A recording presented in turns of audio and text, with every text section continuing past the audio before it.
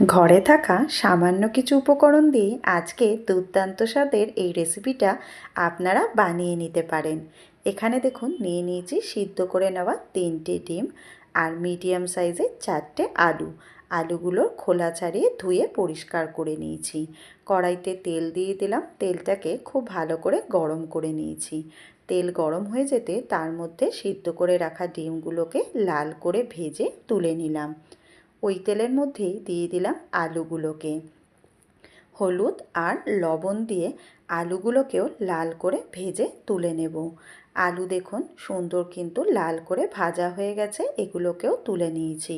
কড়াইয়ের তেলে ফোড়নে দিয়ে দিলাম গোটা জিরে, তেজপাতা, শুকনো লঙ্কা আর গোটা গরম মশলা। ফোড়নের সুন্দর গন্ধ ছাড়া অবধি নেড়ে নিয়ে অ্যাড করলাম পেঁয়াজ কুচি। এখানে আমি ছোট সাইজের 4টে পেঁয়াজ কুচিয়ে নিয়েছি। পেঁয়াজটাকে লাল করে ভেজে নিয়ে এর মধ্যে দিয়ে দিলাম টমেটো কুচি আর চিড়ে রাখা 4টে কাঁচা লঙ্কা, আদা রসুনের পেস্ট 1 চামচি, হলুদের গুঁড়ো, লঙ্কার গুঁড়ো আর দিয়ে দিলাম পরিমাণ মতন লবণ। এবারে মশলাটাকে তেল ছাড়া অবধি খুব ভালো করে কষিয়ে নেব। মশলা দেখুন তেল ছাড়তে শুরু করে দিয়েছে। এর মধ্যে অ্যাড করলাম ভেজে রাখা আলুগুলোকে। আলুটা দিয়েও খুব ভালো করে কষিয়ে নিয়ে অল্প সামান্য জল দিয়ে দিলাম। এখানে আমি হাফ কাপ জলের ব্যবহার করেছি। মিডিয়াম ফ্লেমে আলুটা সিদ্ধ হওয়া পর্যন্ত এটাকে রান্না করে নিয়েছি ঢাকা দিয়ে। এখানে দেখুন আলুটা সুন্দর সিদ্ধ হয়ে গেছে আর গ্রেভিটাও একদম মাখা মাখা হয়ে গেছে। এবারে তৈরি করে রাখা বাসমতি চালের ভাত অ্যাড করলাম 2 প্লেট। ভালো করে ছড়িয়ে নিয়েছি ভাতটাকে। ওপর দিয়ে দিয়ে দিলাম 1 চামচি চিনি, 1 চামচি ঘি আর ভেজে রাখা ডিমগুলোকে।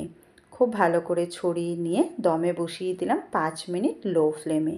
5 মিনিট বাদে ঢাকা খুলে এবারে ওপরের ভাতটাকে নিচে দিয়ে দিলাম আর নিচের ভাতটাকে ওপরে তুলে দিলাম, হালকা হাতে নাড়াচাড়া করে নিয়ে। খুব আলতোভাবে নাড়াচাড়া করবেন যাতে ভাতটা ভেঙে না যায়, এটা অবশ্যই খেয়াল রাখবেন।